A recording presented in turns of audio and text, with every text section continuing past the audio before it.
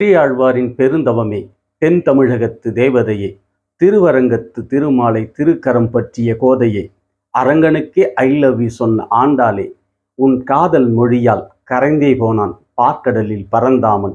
7ஆம் நூற்றாண்டில் இது எப்படி சாத்தியம்? காதலுக்கு கடவுள் மட்டும் என்ன விதிவிலக்கா? கண்ணனின் கரம் பிடித்த ஆண்டாளின் முதற் பாசுரம்.